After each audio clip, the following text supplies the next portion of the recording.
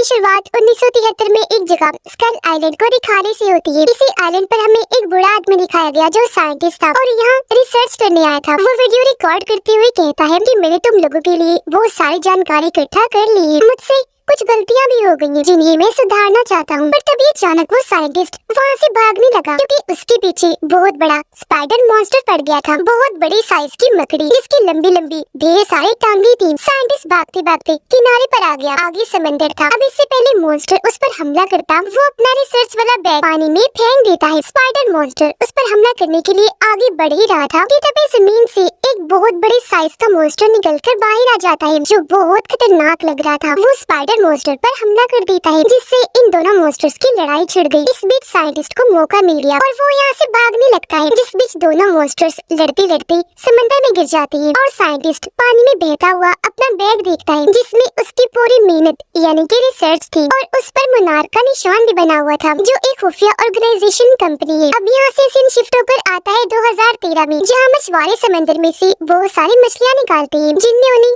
Scientist का bag भी मिल गया था। और अब हम 2015 में आ जाते हैं, यानी कि जब 2014 में गॉडजिला के हमले वाला हादसा हुआ था उसके एक साल के बाद का वक्त। क्योंकि ये पूरी मूवी टाइमलाइन पर बनी है तो कभी हम पास्ट माजी में जाएंगे तो कभी कहानी वापस प्रेजेंट मौजूदा वक्त में आ जाएगी। अब 2015 में हम केट नाम की एक लड़की को देखते हैं जिसके डैड की मौत हो गई थी और वो अपने डैड के टोक्यो वाले घर में जा रही थी। इस वक्त प्लेन में बैठी हुई थी। जब वो एयरपोर्ट पर आई तो जगह जगह गॉडजिला की तस्वीर बनी हुई देखती है। उसे तब वाले हादसे के ख्याल आने लगे जब गॉडजिला ने हमला कर दिया था, जिनसे वो काफी डर जाती है। और अब वो अपने डैड के घर वाली बिल्डिंग के पास पहुंच गई थी। जिस दौरान फोन पर अपनी मॉम से बात भी कर रही थी। चाबी से दरवाजे को खोलकर जब वो अंदर गई तो वहाँ सामान पड़ा देखती है। उसे अंदाजा हो गया कि घर के अंदर कोई फैमिली रह रही है। और अब जब वो आगे बढ़ी तो अपने डैड की तस्वीर देखती है जिसमें वो एक दूसरी फैमिली के साथ थी, एक औरत और एक लड़के के साथ। यहाँ तभी वो लड़का और औरत निकलकर सामने आ जाते हैं। वो माँ बेटे थे। दरअसल यहाँ केट के डैड ने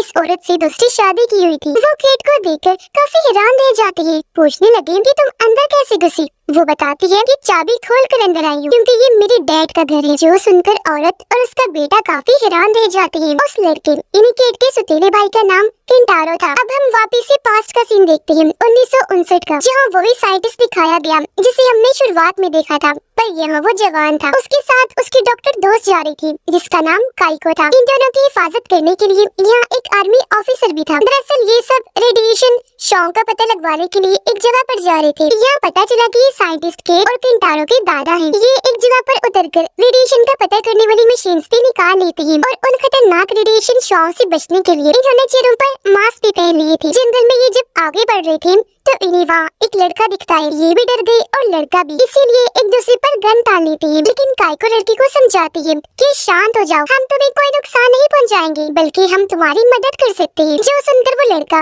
गन नीचे कर लेता है। उन्हें बताने लगा कि इस जंगल में काफी अजीब चीजें पाई जाती है, इसीलिए तुमसे पहले भी बहुत सारे लोग यहाँ आ चुके हैं। काइको पूछती है कि ऐसा क्या है इस जगह पर। वो लड़का बताता है कि पास ही में एक खाली शहर है और हम जैसे लोगों का मानना है कि उस शहर से हेल यानी जहन्नम में जाने का रास्ता है। लड़का उन्हें शहर जाने का रास्ता दिखाकर खुद भी यहाँ से चला जाता है। ये लोग आगे बढ़कर आखिर उस शहर में आ जाते हैं जो पूरी तरह खंडर बन चुका था। इन्हें यहाँ एक पावर प्लांट भी दिखता है। अब जब काइको यहाँ पर रेडिएशन चेक करती है तो वो यहाँ थी ही नहीं, जिससे वो काफी हैरान रह जाती है क्योंकि ये बात काफी अजीब थी। वो अपने साथियों से कहती है कि हमें पावर प्लांट के अंदर जाकर चेक करना चाहिए। इसलिए ये लोग आगे बढ़ गए। सीन फिर से 2015 में आया। केंटारो केट से कहता है कि तुम मेरे डैड जैसी कहीं से भी नहीं लग रही हो, जिस पर वो उन दोनों माँ बेटे को अपने डैड के साथ ली गई तस्वीरें दिखाती है। कहने लगी कि डैड ने सबको धोखा दिया, आप लोगों को भी और हमें भी। अब केट उनसे ये जानने की कोशिश करती है कि डैड ने पहले किससे शादी की थी, जबकि उसकी सुतीली मोम ये जानना चाह रही थी कि आखिर उनके डैड की मौत हुई कैसे। यहाँ केट की सुतीली मोम उससे पूछ भी लेती है कि जब 2015 में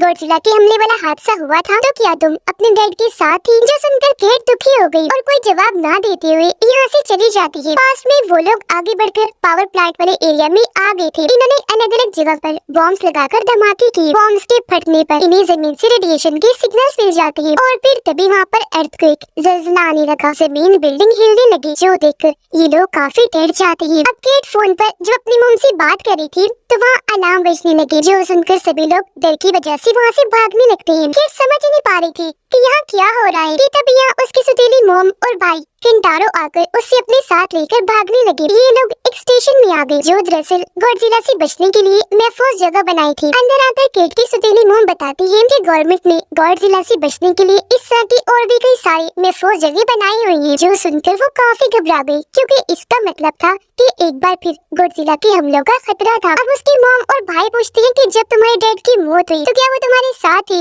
जिस पर वो ना में जवाब देती है। और अब उसी 2014 का वो वक्त याद आने लगा जब गॉडजिला का हमला हुआ, जिस वक्त वो एक बस में थी। उसकी आंखों के सामने ही गॉडजिला ने एक पुल को बर्बाद करके रख दिया था। कई सारी गाड़ियां उलट दी, क्योंकि जाहिर है वो बहुत खतरनाक और साइज में काफी बड़ा मॉन्स्टर होता है। अब केट बस से बाहर आ गई थी, जहाँ उसने गॉडजिला को काफी करीब से देखा था। वो डर गई। उसने बच्चों की मदद की, एक एक करके कई सारे बच्चों को बस से उतार लिया। लेकिन जैसे गॉडजिला ने एक पत्थर को बस पर फेंका, बस कई सारे बच्चों समेत नीचे खाई में जाकर गिर जाती है। और ये चीज देखकर वो काफी दुखी हो गई। ये हादसा उसे प्रेजेंट टाइम में भी काफी दुखी कर देता है। पर उसकी सौतेली मोम केट को संभालती है। पास में वो तीनों एक खंडर बिल्डिंग में आ पहुँचती है। नीचे इन्हें बहुत सारे बड़े बड़े अंडे दिखाई दिए गए थे, जो किसी खतरनाक मॉन्स्टर की लग रही थी। अब काइको का दो साइंटिस्ट कहता है कि हमें नीचे जाकर अंडों के सैंपल लेने चाहिए, पर ऑफिसर ने मना कर दिया, जो उनकी हिफाजत करने आया था। कहता है कि नीचे जाना खतरे से खाली नहीं होगा, क्योंकि वहाँ वो मॉन्स्टर भी हो सकता है जिसके ये अंडे हैं। वो बातें कर ही रही थी कि तभी काइको वहाँ लटक गई।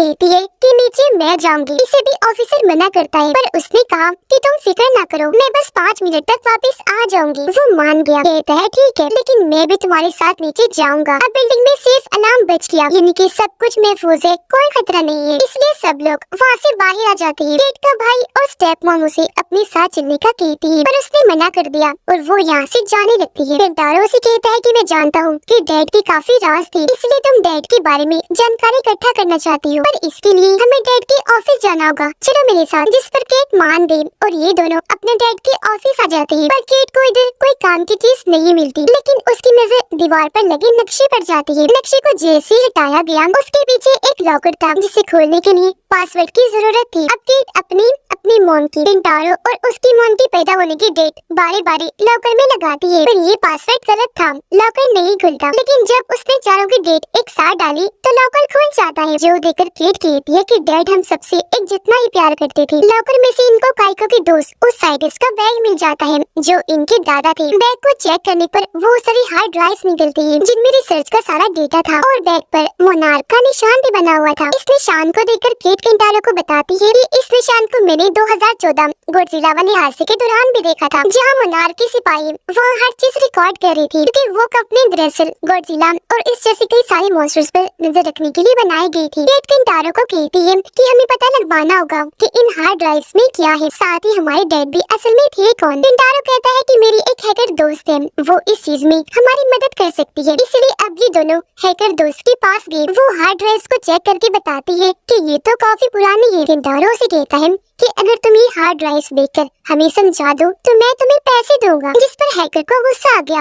वो वहाँ से उठकर चली गई, क्योंकि केंटारो उसका दोस्त था जिससे वो नाराज थी, इसलिए वो इनकी मदद करने से मना कर देती है। पर जब केंटारो ने कहा कि हमें अपने डैड के बारे में जानकारी चाहिए तो मदद कर दो ना प्लीज, इसीलिए वो मान गई। इतनी ही देर में यहाँ केट भी आ गई, जिसे लेकर हैकर लड़की अपने घर आ जाती है और इनकी हार्ड ड्राइव्स को अपने कंप्यूटर में डालकर समझने लगती है, क्योंकि उसमें सारा डेटा कोड्स में था और ये डेटा की बहुत सारी फाइल्स थी। इन्होंने जैसे डेटा की इन फाइल्स को खोला, इस बारे में एक दूसरी हैकर लड़की को भी पता चल गया, जो एक एजेंट थी, और वो इस बारे में अपने सीनियर एजेंट को बता देती है, जिस पर उसने कहा कि मैं इस मामले को संभाल लूंगा। वो एजेंट भी अपनी दूसरी हैकर साथी से इस बारे में मदद मांगता है। टोक्यो में वो तीनों बैठकर ये सारा डेटा देख रहे थे, पर उन्हें कुछ भी समझ नहीं आती, क्योंकि वहाँ अलग अलग मॉन्स्टर्स की जानकारी होने के साथ साथ बड़े बड़े उनके पैरों के निशान भी बने हुए थे। अब तभी इन्हें वही नक्शा भी दिखाई देता है जो केट और केंटारो के डैड के ऑफिस में था, जिस पर जगह जगह मोनार्क कंपनी का निशान बना हुआ था। केट ये देखकर बताती है कि 2014 में भी मोनार्क कंपनी के सिपाही गॉडजिला की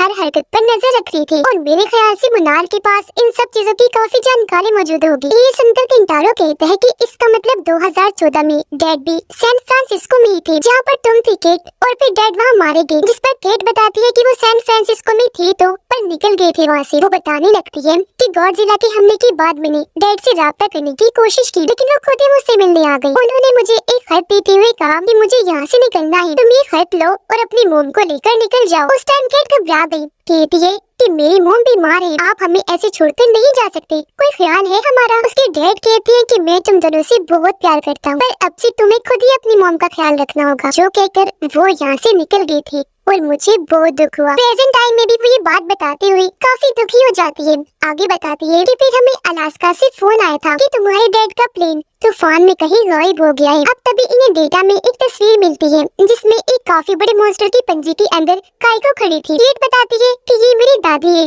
पर समझ नहीं आ रही कि ये इधर क्या कर रही है। पास में काइको और ऑफिसर रस्सियों के सहारे नीचे आ जाते हैं जहाँ मॉन्स्टर के अंडे पड़े थे। काइको अंडों में से डीएनए सैंपल ले रही थी कि तभी वहाँ अर्थक्वेक आने लगा, जमीन फटना शुरू हो गई और इसी के साथ उन अंडों में से मॉन्स्टर्स निकलकर बाहर आने लगते हैं, जिन्हें देखकर ऑफिसर और काइको वहाँ से भागने लगे, पर मॉन्स्टर के बच्चे उनके पीछे पड़ गए थे। ये दोनों जैसी तैसी रस्सी पर लटक गई ऊपर चढ़ने लगते हैं, जहाँ साइंटिस्ट साथी काइको को ऊपर खींचने लगता है, लेकिन कुछ मॉन्स्टर्स ने काइको को पकड़ लिया था, इसलिए ऑफिसर उन पर गोलियां चलाता रहता है। ऊपर से साइंटिस्ट रस्सी खींचकर उसे ऊपर करने की कोशिश कर रहा था, पर बहुत सारे मॉन्स्टर्स ने काइको को पकड़ लिया था, इसलिए वो उसे खींचकर अपने साथ नीचे ले जाते हैं, जो देखकर वो दोनों काफी दुखी हो गए। अब हम 1952 का वक्त देखते हैं, जहाँ इस हादसे जिसमें काइको को मॉन्स्टर्स ले जा चुके थे, ये उससे 7 साल पहले का वक्त होता है। यहाँ वही ऑफिसर अपने सीनियर के सामने था, जो ऑफिसर को कहता है कि तुम्हारे जिम्मे एक काम है, तुम्हें एक जापानीज साइंटिस्ट डॉक्टर की हिफाजत का जिम्मा दिया जा रहा है, जिसका नाम काइको है। उसका हुक्म मानकर ऑफिसर वहाँ से चला गया। वो एक जगह पर आकर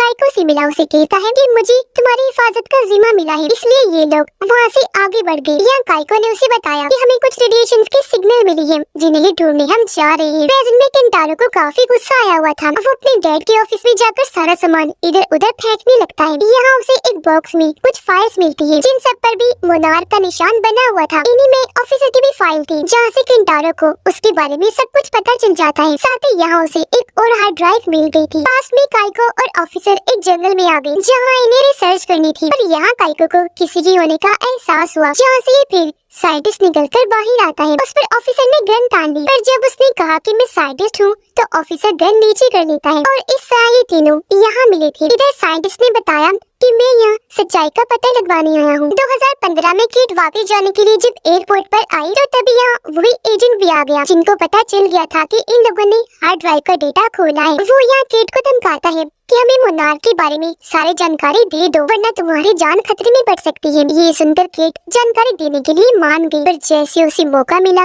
वो उस एजेंट को मोबाइल मारकर वहाँ से भाग जाती है, लेकिन तभी उसे एजेंट के साथ ही पकड़ लेती है और अब ये दोनों केट को गाड़ी में बिठाकर आगे बढ़ जाती है। एजेंट ने केट के मुँह पर कपड़ा डाल दिया था, जिस वजह से वो काफी डर गई, जोर जोर से हिलने लगती है। ऐसी गाड़ी बेकाबू हो गई और काफी बुरा एक्सीडेंट हो गया, जिस बीच मौका पाकर जल्दी से केट उतरी और यहाँ से भाग जाती है। केंटारो फिर से अपनी हैकर दोस्त के पास आया, उसे हार्ड ड्राइव देते हुए कहता है कि तुम्हें इसे भी समझना होगा। वो हार्ड ड्राइव लेकर दरवाजा बंद कर लेती है और अंदर आकर मोनार्क की सारी खुफिया जानकारी इकट्ठा करने लगती है और उन्हें समझने लगी। केंटारो घर आ गया, जहाँ उसकी मोम अपनी फैमिली की तस्वीरें लेकर बैठी हुई थी, जिन तस्वीरों में उसे ऑफिसर की भी तस्वीर मिल जाती है। 1952 में साइंटिस्ट उन दोनों को बताता है कि मैं यहाँ पर काफी टाइम से हूँ, मैंने पता लगवाया है कि यहाँ आसपास एक अजीब सा ड्रैगन है, जिसके मुंह से रेडिएशंस निकलती है और मेरे ख्याल से उन्हीं के सिग्नल्स की वजह से तुम यहाँ आए हो। ये बातें सुनकर ऑफिसर उसे कहता है कि तुम्हारी बातें बिल्कुल तुम्हारी ही तरह बकवास है, इसलिए अब तुम उठो और जाओ यहाँ से। जो सुनकर काइको ऑफिसर को कहती है कि ये हमारे रिसर्च में काम आ सकता है, इसलिए अगर तुम जाना चाहते हो तो जा सकते हो, मुझे किसी हिफाजत की जरूरत नहीं है। जिस पर ऑफिसर भी उसे अलविदा कहता है और यहाँ से निकल गया। और तब काइको और साइंटिस्ट भी वहाँ से आगे बढ़ जाते हैं, जिस बीच साइंटिस्ट उसे बताता है कि मेरा काम अलग अलग मॉन्स्टर्स के बारे में पता लगवाना है। सभी मॉन्स्टर्स एक ही रास्ते से गुजरते हैं, जिस रास्ते पर मैंने रिसर्च करके एक नक्शा बनाया है। तब वो नक्शा काइको को दिखाता है, जबकि वो उस रेडिएशन का चार्ट दिखाती है। दोनों को जब मिलाया तो वो आपस में मिलकर पूरे हो गए, यानी एक पूरा नक्शा बन गया था, जिसे देखकर दोनों ही काफी चौंक जाते हैं। और अब साइंटिस्ट काइको को उस नक्शे के मुताबिक आगे लेकर चला जाता है, जहाँ इन्हें नेवी का एक शिप दबा हुआ नजर आ जाता है, जिसमें इस साइंटिस्ट ने भी सफर किया था, पर वो जिंदा बचने वाला अकेला इंसान था। उधर केट हैकर लड़की के घर पहुँच गयी। वो जब आगे बढ़ रही थी तो हैकर लड़की चुपके से उसका हाथ पकड़ के साइड में कर लेती है, क्योंकि यहाँ वो एजेंट्स घुस आए थे और हैकर के कंप्यूटर्स को चेक कर रही थी, इसलिए ये दोनों लड़कियाँ चुपचाप यहाँ से जाने लगती है। केंटारो जब अपनी मॉम के साथ बैठा हुआ था तो तभी उसकी हैकर दोस्त का इमरजेंसी मैसेज आता है कि घर से निकलो, जिसके साथ ही घर के दरवाजे की बेल भी बजी। केंटारो जब जाकर चेक करता है तो वहाँ वही एजेंट्स थे जो अब अंदर घुस आते हैं। वो केंटारो को कहती है कि हमें उस साइंटिस्ट का बैग और फाइल्स दे दो। तब केंटारो की मॉम भी कहती है कि बेटा अंदर जाओ और फाइल्स ला कर दो इन्हें। उसने केंटारो को इशारा कर दिया था। केंटारो जब वहाँ से गया तो एजेंट आसपास देखने लगा, जहाँ उसे केंटारो की डैड की तस्वीर देखकर काफी हैरत हुई, जबकि अंदर जाकर केंटारो दूसरी साइड से भाग गया था। हालांकि एजेंट भी पीछा करता है लेकिन उसकी हाथ सिर्फ खाली बैग ही लगता है। 1952 में काइको और साइंटिस्ट शिप के अंदर चले गए थे, जहाँ दोनों अलग अलग जाकर तलाशी लेने लगती है। यहाँ काइको को अजीब तरह की आवाजें आने लगती है, जबकि साइंटिस्ट एक जगह पर आकर कुछ ढूंढने लगता है। यहाँ तभी काइको भी आ गई और बॉक्स पर साइंटिस्ट का नाम देखकर समझ जाती है कि ये भी इस शिप में आया था और अब साइंटिस्ट ने भी उसे इस बारे में सब कुछ बता दिया था। वो पूछती है कि तुम यहाँ पर क्या ढूंढ रहे हो, जिस पर उसने जवाब दिया कि सबूत, उम्मीद, क्योंकि मैं ये साबित करना चाहता हूँ कि मैंने जो इस शिप में देखा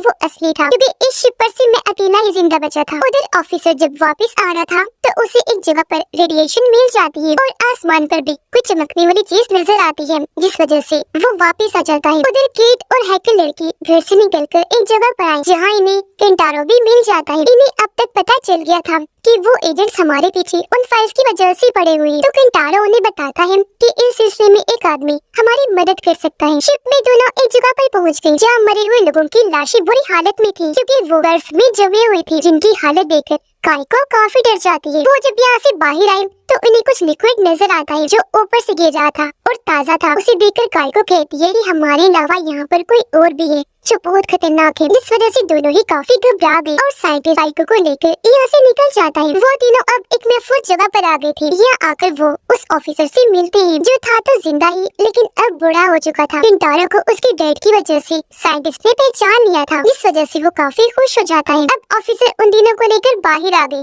पूछते हैं कि आखिर तुमने मुझे ढूंढा कैसे? तब केंटारो बताता है कि मोनार्क की खुफिया फाइल्स में से हमें आपके बारे में पता चला था, क्योंकि वहाँ आपकी फाइल भी थी। यहाँ हैकर लड़की नोटिस करती है कि जगह जगह कैमरास लगे हुए हैं। इस बारे में जब उसने ऑफिसर से पूछा तो वो बताता है कि ये मोनार्क की खुफिया जगह है और यहाँ मुझे बंद करके रखा गया है। ये कहकर उसने अपनी पाँव पर लगी ट्रैकिंग डिवाइस दिखाई, जिसके जरिए उस पर नजर रखी जा रही थी। ये सुनकर तीनों वहाँ से जाने की कोशिश करते हैं, पर ऑफिसर बताता है कि कोई फायदा नहीं, अब तुम्हें मोनार्क कंपनी ने ट्रैक कर लिया है, तुम उसकी नजर में आ गई हो और अब वो तब तक तुम्हारा पीछा नहीं छोड़ेगी जब तक तुमसे वो कोई जानकारी नहीं ले लेती। वो कहती है कि मैं तुम्हारे डैड को ढूंढने में तुम्हारी मदद करूंगा। वो फिर अपनी ट्रैकिंग डिवाइस निकालकर इनके साथ चले जाते हैं। शिप में काइको और साइंटिस्ट पर एक मॉन्स्टर हमला कर देता है, इस वजह से साइंटिस्ट यहाँ पर फंस गया। अब तभी यहाँ ऑफिसर वापस आ गया जो काइको के साथ मिलकर साइंटिस्ट को बचा लेता है। ये जल्दी से शिप से निकलकर बाहर आ गए। इससे पहले शिप इन पर गिरती, ये ठीक वक्त पर वहाँ से निकलकर भाग जाते हैं और अब शिप में से वही मॉन्स्टर निकलकर बाहर आता है जो इन पर हमला कर देता है, लेकिन ये गड्ढे में कूदकर अपनी जान बचा लेते हैं। अब जब ये उस मॉन्स्टर को देखते हैं तो पता चला कि ये ड्रैगन मॉन्स्टर है जो बहुत खतरनाक है। इसे देखकर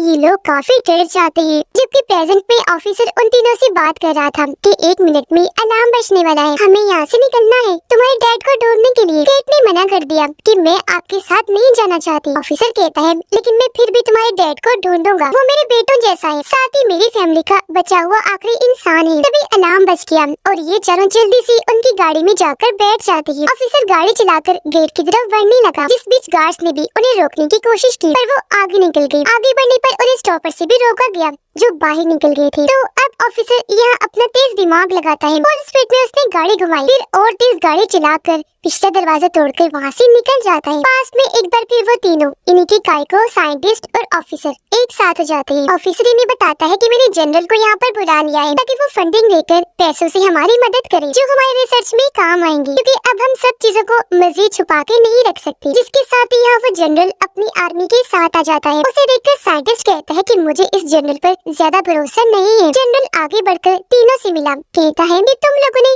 काफी अच्छा काम किया, अब मैं देखना चाहता हूँ कि तुम लोगों के पास क्या है। वो भी दरअसल मोनार्क के लिए ही काम कर रहा था। अंदर जब ये गए तो जनरल को गॉडजिला का काफी बड़ा पैर का निशान दिखाते हैं, बताने लगे कि ये इंडोनेशिया से मिला है। जनरल पूछता है कि तुम इस जानवर की कोई तस्वीर दिखा सकते हो? ऑफिसर फौरन बोला कि हम तो तुम्हें ये पूरा जानवर भी दिखा सकते हैं। साइंटिस्ट जनरल को कहता है कि अब हमें न्यूक्लियर बॉम्ब, कुछ हथियार और जरूरी सामान वगैरह चाहिए। जनरल कहता है क्यों ये सब क्यों, आखिर चल क्या रहा है इधर। तभी काई को बताती है कि हमें रेडियो एक्टिव जानवर मिले हैं जो बहुत खतरनाक हैं। ऑफिसर बात बढ़ाकर कहता है कि उन्हीं की वजह से रिसर्च के लिए हमें ये बॉम्ब हथियार वगैरह चाहिए, तो आप इनका इंतजाम जल्दी से करवा दीजिए। जिस पर जनरल उनकी बात मानकर वहाँ से चला जाता है और इस वजह से तीनों ही काफी खुश हो जाते हैं। साइंटिस्ट कहता है कि मेरे ख्याल से इस तरह के और भी कई सारे जानवर और मॉन्स्टर्स होंगे जो हमारी जमीन के नीचे छुपके रहते होंगे, तो हमें इस पर और भी काम करना होगा। ऑफिसर कहता है मगर मुझे ऐसा नहीं लगता क्योंकि हमारी जमीन की सतह बिल्कुल सीधी है, तो इसके नीचे मेरे हिसाब से कोई जानवर नहीं होगा। तब काई को ऑफिसर को कहती है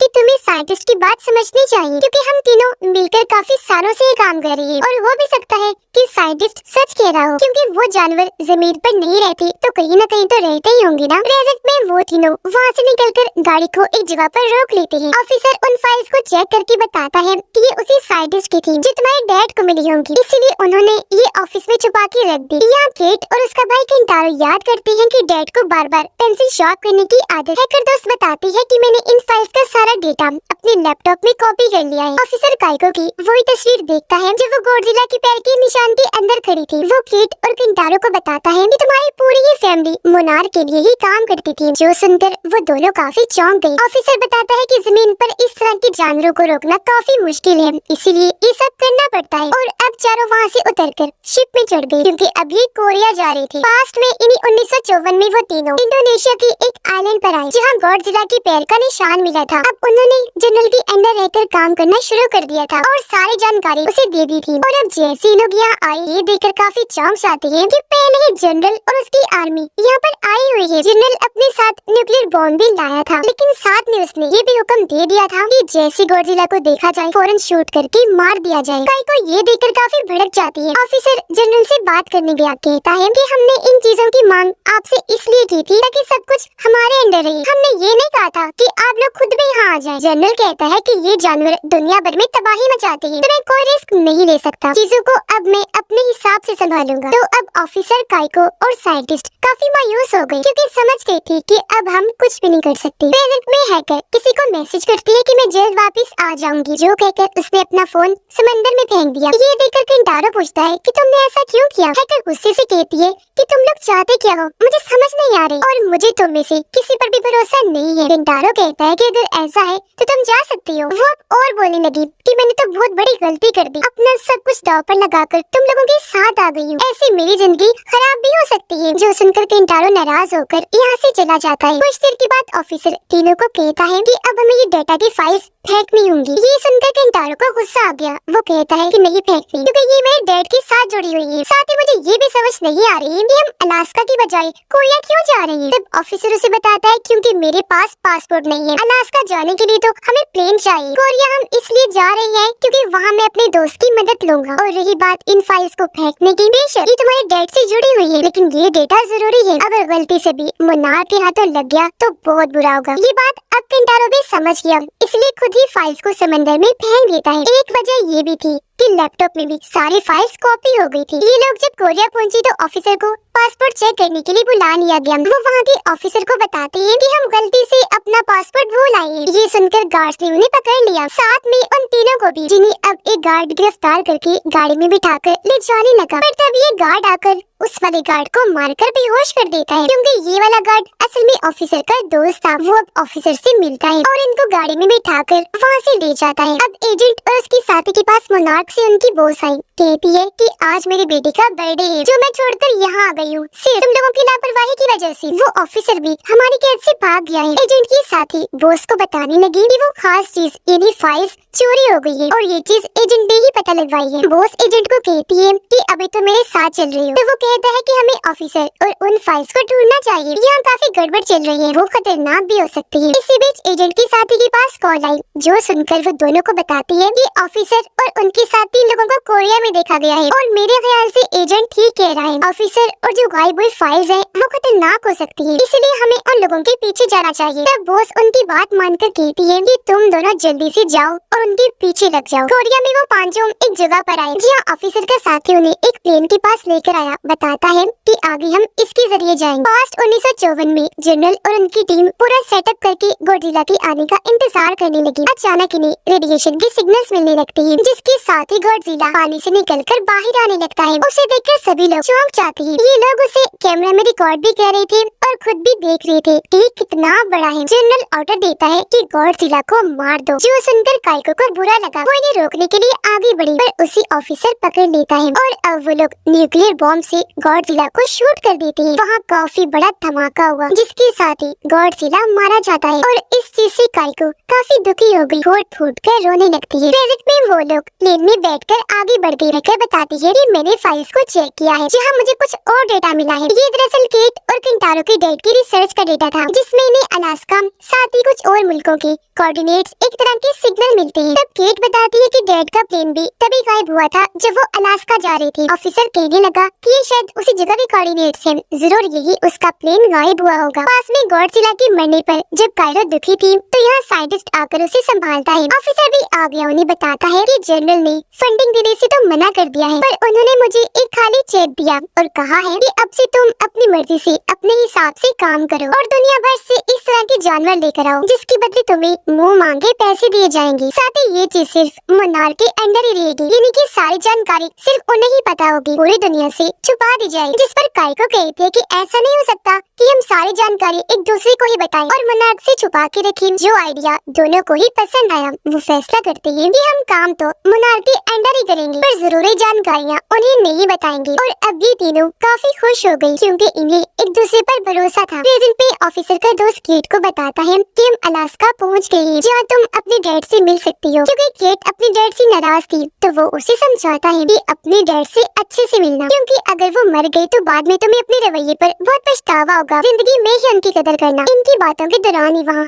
काफी तेज तूफान आने लगता है। ऑफिसर का दोस्त बताता है कि हम उन कोऑर्डिनेट्स के पास बस पहुंचने ही वाले हैं। तब ऑफिसर कहता है कि अब मैं प्लेन को चलाऊंगा और अब वो पायलट वाली सीट पर आकर बैठ गया, प्लेन को कंट्रोल करने लगता है। वो तूफान में ही प्लेन को पहाड़ी की तरफ ले जाने लगा। सब काफी डर गए, क्योंकि उन्हें लग रहा था कि अब हम टकराने से मर जाएंगे। पर ऑफिसर अपनी जहानत यहाँ भी दिखाता है। वो बड़ी आसानी से प्लेन को ऊपर की तरफ लेकर उड़ जाता है और जिन कोऑर्डिनेट्स पर इन्होंने आना था, प्लेन को आसानी से वहाँ लैंड करवा लेता है, जो देखकर सभी पहले तो काफी हंसते हैं, पर अपने जिंदा बचने और ऑफिसर की वजह से काफी खुश होने लगती हैं। थोड़ी देर के बाद ये प्लेन से उतरकर आगे बढ़ने लगे। इन्हें प्लेन के कुछ हिस्से टूटे हुए मिलते हैं, जो देखकर इन्होंने अंदाजा लगा लिया कि यही उनका प्लेन तबाह हुआ होगा। साथ ही इन्हें वहाँ लाश भी मिली, जो देखकर केट और किंटारो काफी डर गए, ये सोचकर कि कहीं ये हमारे डैड की लाश तो नहीं। पर किंटारो चेक करके केट को बताता है कि ये तो पायलट की लाश है, न कि हमारे डैड की। इस पर दोनों ही बहन भाई को तसल्ली होती है। थोड़ा आगे चलने पर इन्हें टेंट दिखता है। ये लोग जब अंदर गए तो पता चला कि कोई यहाँ पर काफी टाइम से रिसर्च कर रहा था। वहाँ पेंसिल की शॉप करने का कचरा देखकर केट और किंटारो समझ जाते हैं कि यहाँ पर डैड थे, इसका मतलब वो जिंदा है। ये जानकर दोनों बहन भाई काफी खुश हुए, गले से लग जाते हैं और यहाँ पहली बार दोनों बहन भाई एक दूसरे से मिलते हैं। ऑफिसर का साथी भाई प्लेन पर मॉन्स्टर की पंजों के बड़े बड़े निशान देखता है, जिससे वो डर गया। उनको वहाँ से भागने का कहता है, क्योंकि समझ गया था कि यहाँ कोई खतरनाक मॉन्स्टर है। ऑफिसर के साथी ने प्लेन स्टार्ट किया, सारे लोग उनकी तरफ भागने लगे, लेकिन तभी जमीन से बहुत बड़ा बर्फ का मॉन्स्टर निकलकर बाहर आता है। उसने प्लेन पर हमला कर दिया, प्लेन को उठाकर फेंका, जिससे वो तबाह हो गया। और अब मॉन्स्टर फूंक मारकर प्लेन साथ में ऑफिसर के साथी को भी जमा देता है। ये चीज दूर खड़े होकर ऑफिसर और वो तीनों देख रहे थे, काफी डर जाते हैं, क्योंकि ये मॉन्स्टर बहुत खतरनाक लग रहा था। इसका अजीब सा ही मुंह था और अब वो जोर जोर से दौड़ने लगा। प्रेजेंट टाइम 2015 में एक अकेली लड़की वीरान जगह पर लेटी हुई थी। दरअसल वो भी यहाँ रिसर्च करने आई थी, वो नार की ही वर्कर थी। अचानक उसे वैन में पड़ी डिवाइस में से आवाजें आने लगी। उसने जब चेक किया तो वहाँ मॉन्स्टर की सिग्नल्स थी, इसलिए वो रेडियो के जरिए फौरन मोनार्क में मैसेज भेजती है कि मैं जिस एरिया में हूँ यहाँ मॉन्स्टर की सिग्नल्स मिली हैं। उधर बर्फ के मॉन्स्टर ने ऑफिसर के साथी को मार दिया होता है और अब वो उन पर भी हमला कर देता है। इनको टुकड़ों में तोड़कर उन लोगों की तरफ फेंकने लगा। अब इनके पीछे बढ़ जाता है, तो सारे लोग जल्दी से वहाँ से भागने लगते हैं। किंटारो यहाँ से गन उठाकर मॉन्स्टर पर हमला करने की कोशिश करता है, लेकिन बदकिस्मती से निशाना चूक गया, इसीलिए अब किंटारो भी भागने लगा और ये सब पास बने केव गार में आकर छुप जाते हैं। मॉन्स्टर अब इस केव के ऊपर चढ़ जाता है। उसके भारी कदमों की वजह से केव टूटने लगी, जिससे हैकर लड़की का पैर फिसला, वो वहाँ गिर गई। उसका पैर बर्फ में अटक जाता है, जिसकी ये लोग मदद करते हैं। मिलकर उसका पैर वहाँ से निकालने लगे। अब ये लोग जैसे ही खामोश हुए हुए मॉन्स्टर वहाँ से चला जाता है। हैकर बोलने लगी कि मेरे पैर में बहुत दर्द हो रही है, जिस पर ऑफिसर उसे कहता है कि चुप शांत हो जाओ वरना मॉन्स्टर दोबारा आ जाएगा। कुछ देर बाद ही केव से बाहर आ गई, जहाँ हैकर केंटारो पर गुस्सा करके कहने लगी कि मुझे तुम लोगों के साथ आना ही नहीं चाहिए था। फिर अब हमें 1 साल पहले का वक्त दिखाया जाता है, जिसमें एक जगह पर आर्ट को बनाई जाने वाली मशीन्स पड़ी हुई थी। इन मशीन्स में आप कोई भी चीज बना सकते थे और ये आर्ट कला केंटारो ने बनाई होती है क्योंकि वो एक आर्टिस्ट होता है। जहाँ उसकी बॉस भी काफी तारीफ करती है, कहने लगी कि आज की एग्जीबिशन नुमाइश में ये चीज सबको काफी पसंद आएगी, इससे तुम्हें काफी फायदा हो सकता है, तुम आगे जा सकते हो। बस 2 घंटे तक तुम्हारा एग्जीबिशन शुरू हो जाएगा। केंटारो की मॉम भी उसकी एग्जीबिशन का पोस्टर देखकर काफी खुश हुई। वो केंटारो को कहती है कि मुझे और तुम्हारे डैड को तुम पर बहुत नाज है, साथ ही तारीफ करते हुए कहती है कि मेरा बेटा बहुत आगे जाएगा। जो सुनते वो खुश होते हुए बाहर आ जाता है, जहाँ वो अपने एग्जीबिशन की पोस्टर की तस्वीर बनाने लगता है। जिस बीच सामने से वही हैकर गुजर रही थी। वो रुककर केंटारो को कहती है कि तुमने शायद मेरी तस्वीर बनाई है। वो जवाब देता है कि मैं सिर्फ अपने पोस्टर की तस्वीर बना रहा था, लेकिन बीच में तुम आ गई। हैकर कहता है आप लेकिन तस्वीर में बहुत प्यारी लग रही हो, अच्छा ड्रिंक करने चले, कोई शराब पीने? हैकर ने जवाब दिया चली तो जाऊं, पर तुम अपने एग्जीबिशन शो में लेट हो जाओगी। केंटारो ने कहा कि मैं एग्जीबिशन की थोड़ी देर बाद आ जाऊंगा। अब प्रेजेंट में सब आगे बढ़ रहे थे। ऑफिसरों ने बताता है कि ये मॉन्स्टर काफी खतरनाक होते हैं। केट ऑफिसर को कहती है कि अभी इतनी ठंड नहीं है, पर जब सर्दी बढ़ेगी तो कोई सामान जगह न होने से ठंड की वजह से हम मारे जाएंगे, तो हम क्या आपकी दोस्त का सामान इस्तेमाल कर सकते हैं? केंटारो कहता है कि मैंने इस जगह की राइट साइड पर 2 घरों जैसी जगह देखी थी। ऑफिसर दोनों लड़कियों से पूछता है कि तुम दोनों ने देखी थी वो जगह, जिस पर दोनों ने मना कर दिया। ऑफिसर केंटारो को कहता है कि वहाँ कोई घर वर नहीं होंगे, तुम्हें बस वहम हुआ होगा। पास में वो दोनों एक क्लब में आकर शराब पीने लगे या एक दूसरे को अपने अपने बारे में बताने लगे। केंटारो ने कहा कि मैं आर्टिस्ट हूँ, यानी कि कलाकार। हैकर ने अपने बारे में बताया कि मैं कंप्यूटर का सारा काम जानती हूँ। हैकर उसे कहती है आगे चलकर तुम काफी बड़े आर्टिस्ट बनोगी, मुझे ऐसा लगता है। तब केंटारो ने जवाब दिया कि मैं इस चीज से खास खुश नहीं हूँ, क्योंकि सब कुछ आर्ट ही नहीं होता। जिसके बाद ये दोनों केंटारो के घर आ गए। हैकर उसकी आर्ट्स को देखकर और तारीफें करने लगी, कहती है कि ये सब चीजें कमाल की है, इन्हें यहाँ नहीं गैलरी में होना चाहिए और तुम बहुत आगे जाओगी। जिसकी थोड़ी ही देर में केंटारो के पास गैलरी से मैसेज आता है। वो हैकर को भी अपने साथ चलने को कहता है। प्रेजेंट में जब ये लोग केंटारो की बताई जगह पर आए तो वहाँ कुछ नहीं था। तब केंटारो कहता है कि मेरे हिसाब से वो दूसरी साइड पर है। केट को एक जगह से रोशनी आती हुई नजर आई। ऑफिसर कहता है कि हमें वहाँ जाना चाहिए क्योंकि वहाँ कोई होटल हो सकता है। ये सुनकर केंटारो ने कहा कि जो जगह मैंने देखी वो करीब है और ये आप लोगों वाली जगह दूर लग रही है। हैकर उसे कहती है कि जिस जगह की तुम बात कर रही हो ना, वो बस तुम्हारा ख्याल है, वरना ऐसा कुछ नहीं है। ऑफिसर उसे कहती है केंटारो अगर तुम वहाँ जाना चाहते हो तो जा सकते हो, हम फिर मिलेंगे,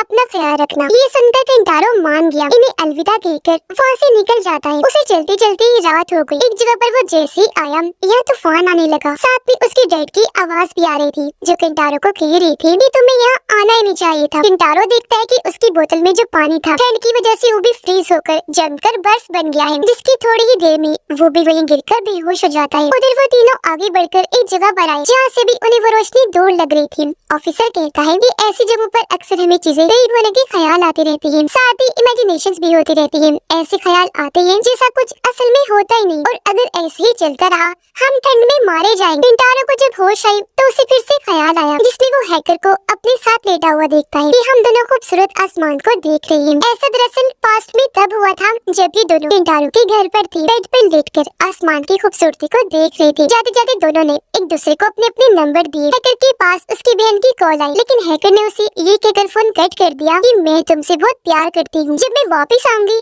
हम फिर बात करें। उधर प्रेजेंट में हैकर भी केंटारो की तरह आसमान को देख रही थी। कहती है ये सच में बहुत खूबसूरत है। उसने केट को कहा कि अगर मुझे कुछ हो गया तो मेरी बहन को जरूर बता देना। केट उसे हौसला देती है कि हम यहाँ से जरूर निकलेंगे, तुम्हें कुछ नहीं होगा, तुम्हारे लिए हमने टेंट लगाया है, आग जलाई है। हैकर कहती है कि लेकिन मैं नहीं निकल पाऊंगी और अगर मैं मर गई तो तुम मुझे यही छोड़कर अपनी जान बचाकर यहाँ से निकल जाना। ऑफिसर आकर केट को कहता है कि आग बुझ रही है और कुछ पेपर्स दिखाकर कहता है कि अब इन्हें जलाने के अलावा मेरे पास और कोई चीज नहीं है, लेकिन ये तुम्हारी डैड की रिसर्च के जरूरी पेपर लग रही है, क्या इन्हें जला दूं? केट हैकर को तड़पते हुए देखती है तो कहती है कि जी जला दीजिए। ऑफिसर पेपर्स को जलाकर आग पैदा करता है और वहाँ से आगे बढ़ने लगा। जहाँ वो बर्फ का मॉन्स्टर एक बार फिर आ गया। वो बर्फ वाली जमीन को चीरता हुआ आगे बढ़ रहा था। ये देखकर तीनों काफी डर गए। जल्दी से भागकर साइड में हो जाते हैं। मॉन्स्टर नीचे से हमला करके उनका टेंट तोड़ के तबाह कर देता है और वहाँ लगी सारी आग को अपने अंदर चसक कर लेता है, यानी कि अपने अंदर समा लेता है। अब उसका इतना भयानक रूप देखकर ये लोग काफी डर जाते हैं। मोनार्क में बॉस सबको कही थी कि उस अकेले लड़के ने जिन सिग्नल्स का बताया वो काफी बड़े हैं। अगला हमला काफी बड़ा हो सकता है। जो सुनकर जनरल कहता है तो अब हमें क्या करना चाहिए। तभी वीडियो कॉल पर एजेंट आया, कहता है इस सब के लिए हमारे पास साइंटिस्ट इन्हीं किंटारो के साथी की रिसर्च होनी चाहिए। मोनार्क में सबको मॉन्स्टर्स के बारे में जानकारी लाजमी होनी चाहिए, जो चीज तभी मुमकिन है जब हमारे पास साइंटिस्ट की रिसर्च होगी। उधर ऑफिसर कहता है कि हम एक जगह पर आग लगाएंगे और जब मॉन्स्टर हम पर हमला करने के लिए आएगा तो हम दूसरी साइड पर भाग जाएंगे। इस तरह हम आसानी से मॉन्स्टर को चकमा देकर भाग जाएंगे, क्योंकि वो मॉन्स्टर ज्यादातर आग की तरफ बढ़ता है। यह हैकर को भी ख्याल आने लगे। उसे मरे हुए लोगों की लाशें पड़ी हुई दिखती है। उधर किंटारो जब आगे बढ़ रहा था तो उसे अपने डैड की आवाज सुनाई देती है, जिसके साथ ही सामने उसे अपनी डैड नजर आई, पर वो उसके पास से होकर गुजर गई। किंटारो को भी अंदाजा हो गया था कि ये मेरा ख्याल है। इस वजह से वो काफी दुखी हो जाता है। नीचे उसे पेंसिल तराश का कचरा मिलता है जो काफी ज्यादा था। उसका पीछा करते करते आगे बढ़ता रहता है, जहाँ उसके सामने उसके एग्जीबिशन वाला होटल था। लेकिन ये असल में वो छोटे छोटे दो घर थे जो इसने पहले भी देखे थे। होटल उसे बस अपने ख्याल में नजर आ रहा था और अब किंटारो उठकर होटल के अंदर चला गया। ये उसकी एग्जीबिशन वाली जगह थी जहाँ उसकी आर्ट वाली मशीन्स पड़ी हुई थी और अब उसे आर्ट में अपने डैड दिखते हैं, जिसके साथ ही पीछे से उसके डैड आ गए जो उसका ख्याल ही था। किंटारो उनसे कहता है कि मैंने अपने आर्ट बेचे नहीं थे, जिस वजह से मेरे बॉस ने मुझे जॉब से निकाल दिया। आपने तो कहा था कि मैं बहुत टैलेंटेड और सहीन हूँ, लेकिन इस तरह मैंने आपको मायूस किया। साथ ही मैं आपको ढूंढ भी नहीं पाया, ये भी नहीं जानता कि आप जिंदा हैं या मर गए हैं। उसके डैड कहते हैं कि मैं तुमसे बहुत प्यार करता हूँ बेटा, मुझे तुम पर बहुत नाज है। तुमने जो आर्ट बनाया वो मुझे और सारी दुनिया को बहुत पसंद है। अब जब किंटारो ख्याल से बाहर आया तो घर के अंदर उसे रेडियो और पेंसिल तराश का कचरा मिलता है, जिससे वो समझ गया कि डैड यही थे और ये उनका काम है। तो अब वो यहाँ का रेडियो इस्तेमाल करके मदद मंगवाता है। ऑफिसर उधर पेट्रोल डालकर आग लगाने की तैयारी कर रहे थे, लेकिन एकदम नीचे से आकर मॉन्स्टर ने हमला कर दिया, जिससे ऑफिसर वहीं गिर जाता है और ये देखकर केट और हैकर वहाँ से भागने लगती है। मॉन्स्टर उनके पीछे बढ़ जाता है। इस बीच उनके सामने एक हेलीकॉप्टर था जिसकी तरफ वो भागने लगी, पर हैकर नीचे गिर गई। मॉन्स्टर ने जैसे उस पर फूंक मारी, उसने अपना बैग आगे कर दिया, जिससे बैग फ्रीज हो गया और इस तरह हैकर फ्रीज होने से बच जाती है। उन दोनों को मुसीबत में देखकर ऑफिसर काफी बड़ा धमाका करता है और अब जैसे मॉन्स्टर का ध्यान आग की तरफ गया वो उस तरफ भागने लगता है। ऑफिसर जब उठा तो देखता है कि किस तरह वो मॉन्स्टर आग को अपने अंदर समा रहा है और अब वो भी वहाँ से भागकर हेलीकॉप्टर की तरफ बढ़ने लगा। हेलीकॉप्टर में और कोई नहीं बल्कि किंटारो था। वो इनको एक एक करके अंदर करने लगा। मॉन्स्टर